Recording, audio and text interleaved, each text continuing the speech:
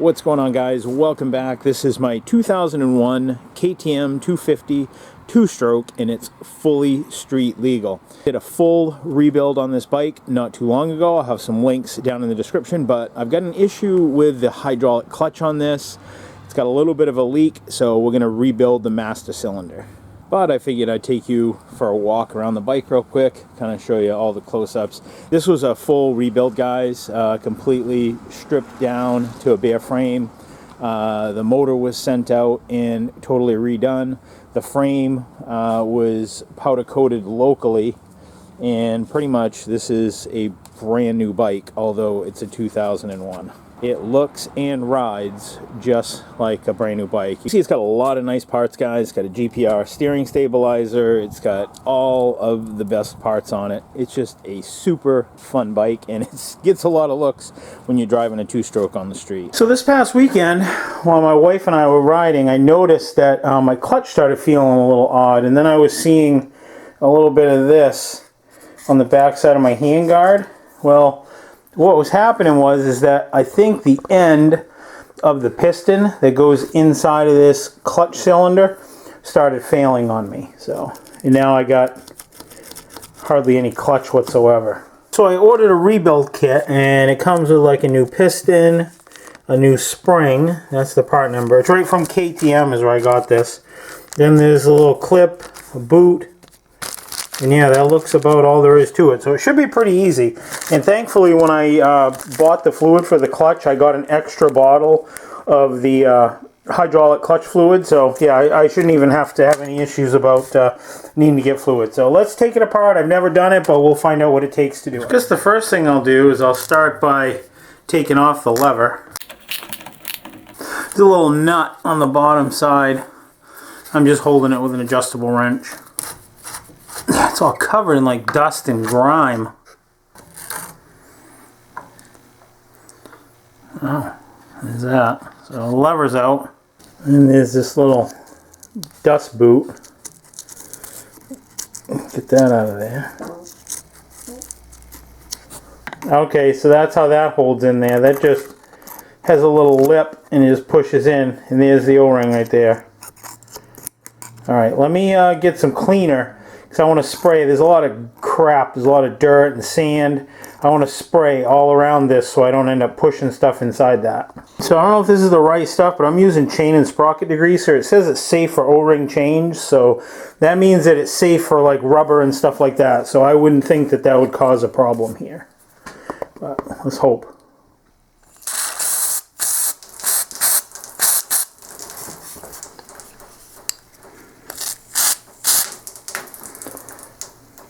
Alright, get some compressed air now and I'll spray it. Alright, so naturally I don't have the right tool again to do this, so I'm going to struggle a little bit. There. That came off, and the plastic washer, and then I'm guessing the piston.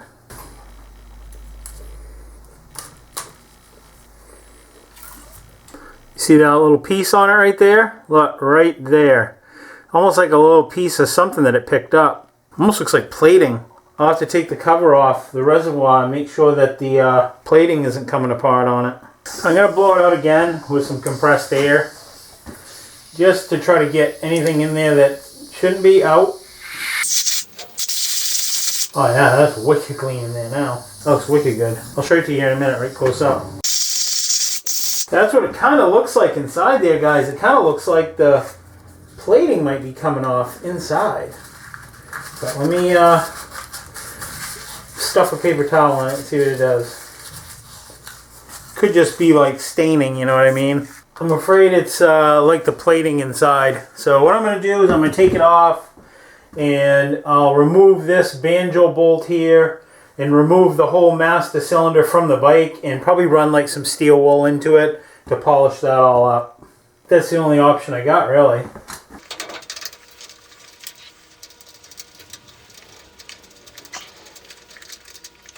Alright, got a little cable tie I'm just going to put around the threads of this banjo bolt so I can just keep the whole assembly together without losing any of the washers and stuff.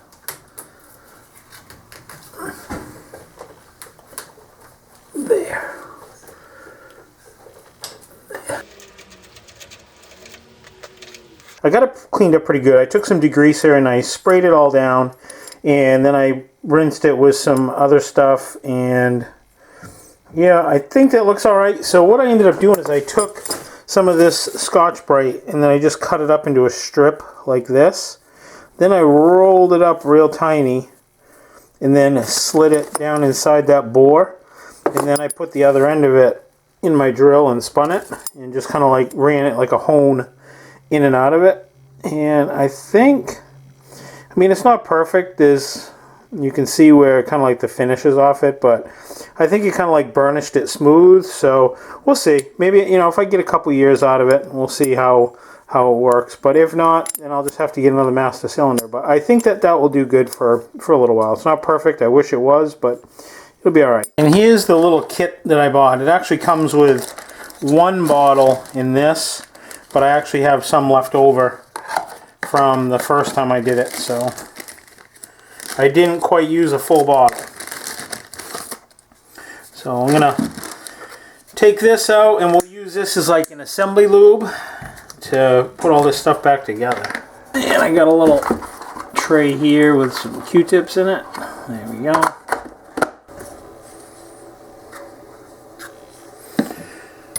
And I'll just kind of run that around in there to lubricate the O-rings. Put a little bit on the seals.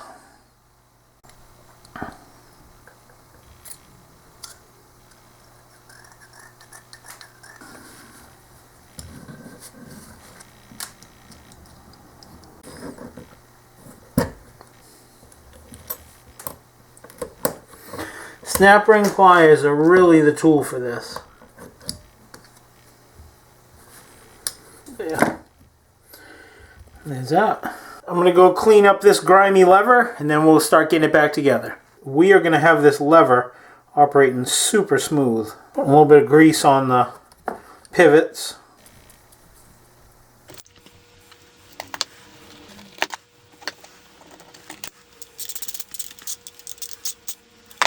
Oh yeah.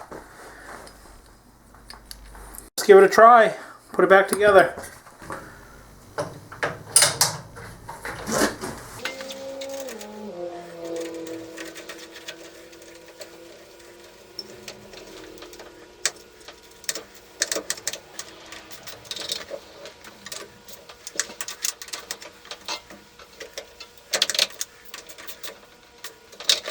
Now I just got to put the brake line back on, or the clutch line I should say. Take off my cable tie that I just put on there.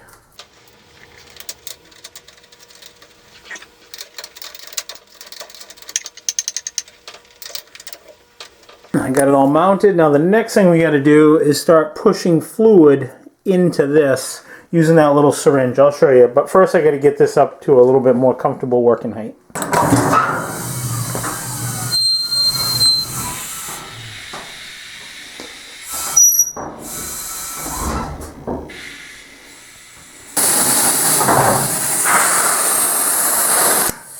Alright, and the reason I got this strapped on, guys, is because if you followed this build series of this, I dropped this off the lift. So that was a real treat when I was putting it together.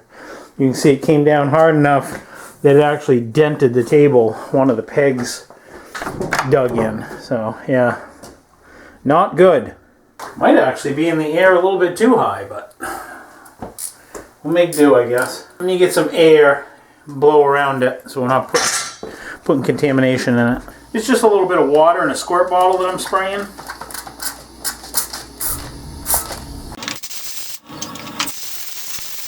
That way if there's any stuff in around this, we got it. Any dirt. I don't want to go pushing any dirt or junk down inside there.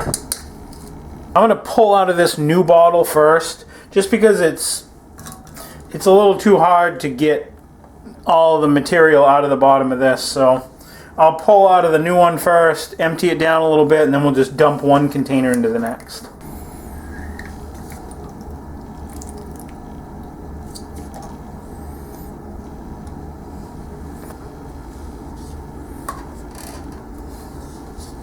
And then all you do, guys, is I'm pushing on the plunger down here, okay? And you just push on it and see the fluid come up. And that bleeds out all the fluid. It's that easy. There. That's it. So then I just repeated that step, guys, several times, sucking fluid out of this and pushing more fluid up through the bottom until the fluid was bright red and clear, because I just wanted to make sure that I got that hydraulic line that goes down to the clutch flushed out. And now we've got an awesome clutch, and this will last for years to come. I want to thank you guys for watching. Thank you guys for tuning in. Until the next one, I will see you guys soon. Take care, stay safe, like and subscribe. Thanks. Bye.